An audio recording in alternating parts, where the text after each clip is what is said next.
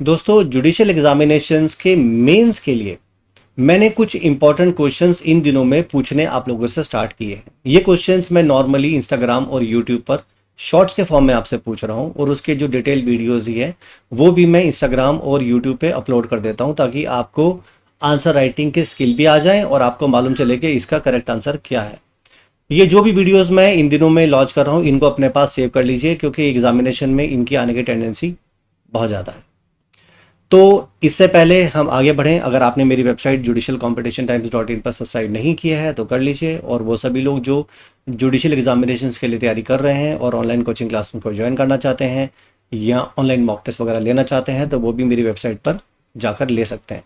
अगर आपने यूट्यूब पर अभी तक मुझे सब्सक्राइब नहीं किया है तो जुडिशियल कॉम्पिटिशन टाइम्स या राकेश कपूर ये टाइप करके आप मेरे चैनल को विजिट करके सब्सक्राइब कर सकते हैं। तो हम लोग जो डिस्कस करने वाले हैं, जो क्वेश्चन मैंने आपसे पूछा था, बेसिकली वो इंडियन पीनल कोड से था और उसका डिटेल में डिस्कशन हम आज यहाँ पर करने वाले हैं।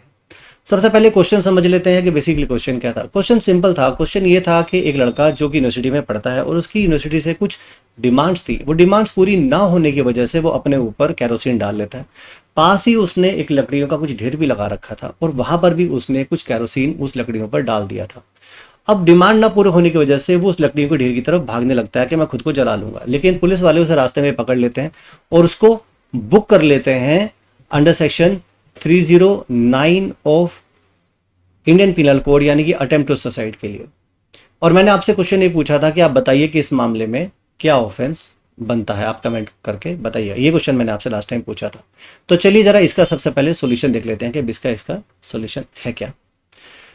देखिए, हम लोगों ने बात की थी अटेम्प्ट टू सुसाइड की, तो सबसे पहले तो हमको सेक्शन को देखना पड़ेगा कि हमारे पास सेक्शन क्या है। देखो, इस तरह के जो क्वेश्चंस होते हैं मेंस आंसर राइटिंग के लिए, सबसे पहले आपको ये देखना होता है कि आपसे जो क्वेश्चन पूछा गया है, जो फैक्ट्स पूछे गए हैं, वो कौन से वाले सेक्शन से और कौन से लॉ से रिलेटेड है। जिस सेक्शन से रिलेटेड होते हैं, सबसे पहले आपको उस सेक्शन का रेफरेंस जरूर दे देना चाहिए ओपनिंग करके। अगर आपको as it is word to word उसका सेक्शन का नहीं पता है तो कोई दिक्कत वाली बात नहीं है, अपने वर्ड्स में भी आप लिख सकते हैं, लेकिन उस सेक्शन के जो असेंशियल्स हैं वो पूरे जरूर हो जाना चाहिए।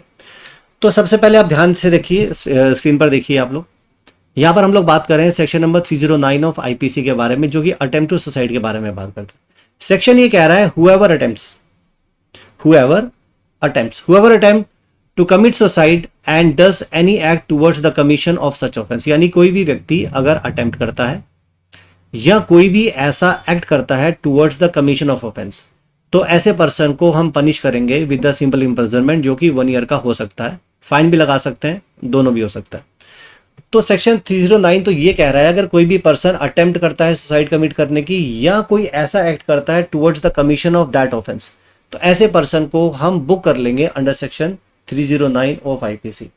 अब इस बात को लेकर भी काफ़ी ज़्यादा बहस थी कि अटेम्प्ट टू सुसाइड जो है वो ऑफेंस बनना चाहिए कि नहीं बनना चाहिए। इस कॉन्टेक्स्ट में कुछ पिटीशंस भी कोर्ट में डाली गई थी, ये कहते हुए कि ये व्यक्ति तो ऑलरेडी ही परेशान है और अपनी ज़िंदगी को ख़त्म करना चाहता है, अगर हम उसे दोबारा से पनिश करेंगे तो क्या हम उसे प्रेजुडाइज नहीं कर रहे हैं। वो व्यक्ति जो अपनी ही ज़िंदगी ख़त्म करना चाहता है और उसे अगर हम पनिश कर रहे हैं, यानी कि भाई तू जिंदा बच गया है तो अब तेरी गलती हो गई, अब तुझे हम पनिश करेंगे।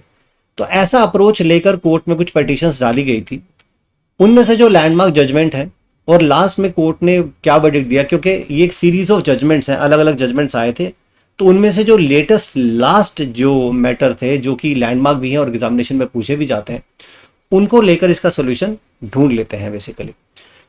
तो सबसे पहला केस जो हमारे पास आया सुप्रीम कोर्ट में वो था P Rathinam versus union of India. 1994 में मैटर आया था सुप्रीम कोर्ट के सामने। बेसिकली इससे पहले भी एक मैटर जो है वो बॉम्बे हाई कोर्ट में आया था, और बॉम्बे हाई कोर्ट का जो केस था वो था state of Maharashtra versus Maruti Shripati दुब्बल।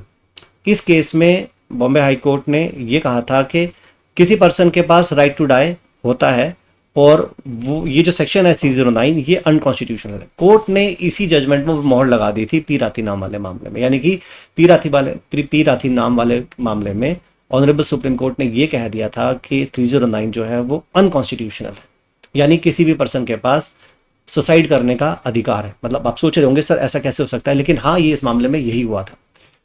अब इस मैटर को लेटर ऑन चैलेंज किया गया और इसी तरह के मैटर दोबारा से कोर्ट के सामने आया, और ये मामला 1996 में ऑनरेबल सुप्रीम कोर्ट के सामने आया। केस का नाम है ज्ञानकोर वर्सेस स्टेट ऑफ पंजाब। इसमें कोर्ट ने कहा कि ये जो सेक्शन नंबर 309 है इसमें राइट टू डाई इंक्लूड नहीं होता, और सेक्शन नंबर 309 जो है ये कॉन्स्टिट्यूशनल है, अनकॉन्स्टिट्यूशनल नहीं है, यानी कि कोई भी व्यक्ति अपनी जिंदगी को खत्म नहीं कर सकता। लेकिन साथ साथ कोर्ट ने यह भी कहा कि अगर किसी पर्सन के खिलाफ सेक्शन 309 की मैटर प्रूव हो जाता है तो कोर्ट के ऊपर ऐसा ऑब्लिगेटरी नहीं है कि उसे जेल ही भेजें, ऐसा भी जरूरी नहीं है कि कोर्ट उसके ऊपर फाइन भी लगाए। यानी कोर्ट एक लिबरल व्यू ले सकती है, यानी मिनिमम पनिशमेंट कोई भी हो वो देकर वो उसे छोड़ सकती है, जैसे 1 डे का या until the rising of a court, इस तरह के जजमेंट्स भी, इस तरह के वर्डिक्ट भी पास करके भी कोर्ट उस आदमी को छोड़ सकती है, क्योंकि कुछ तो ऐसे सर्कमस्टांसेस होते हैं जिसकी वजह से वो व्यक्ति जो है अपनी सुसाइड कमिट करना चाहता है। तो इसी चीज को ध्यान में रखते हुए ही सुप्रीम कोर्ट ने कहा कि इस मामलों में एक लिबरल व्यू लेना चाहिए।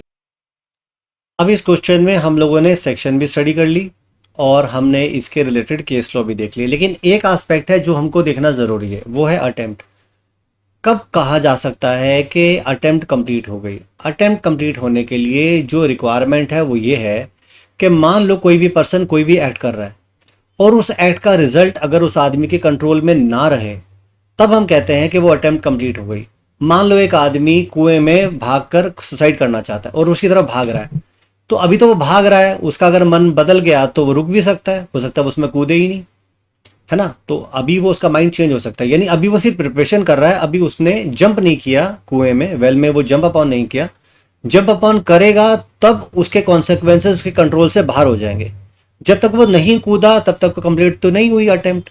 तो हमें ये देखना होता है कि जब तक रिजल्ट उस आदमी के कंट्रोल में है जो वो एक्ट कर रहा है, तब तक उसका अटेम्प्ट कंप्लीट नहीं हुआ। अटेम्प्ट कंप्लीट तब होगा जब रिजल्ट उसके कंट्रोल में नहीं रहेगा।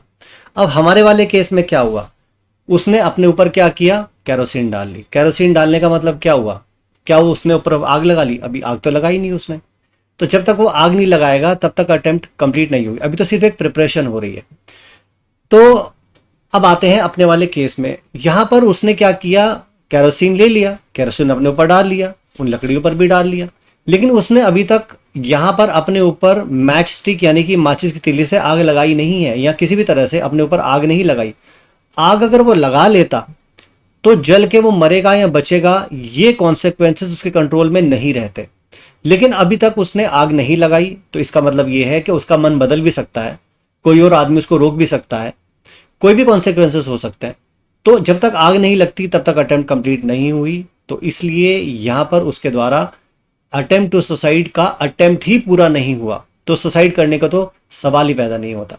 तो फिर हम यहां पर उसे पनिश किस चीज के लिए करें? देखो, पनिशमेंट तो यहां पर उसके लिए हमारे पास जो है वो अटेम्प्ट टू सुसाइड का अटेम्प्ट ही नहीं बन रहा, तो पनिशमेंट किस चीज के लिए करेंगे? ठीक है ना। So that is all in relation to this video.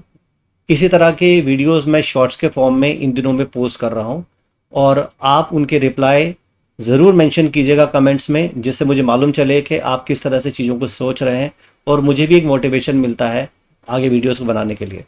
देखिए, क्वेश्चंस मैं शॉर्ट्स के फॉर्म में लेकर आ रहा हूं, लेकिन उसकी डिटेल वीडियोस मैं यूट्यूब पे ज़रूर अपलोड करता हूं, तो उनको ज़रूर आप डिटेल में देख लिया करो, उसे स्किप मत किया करो।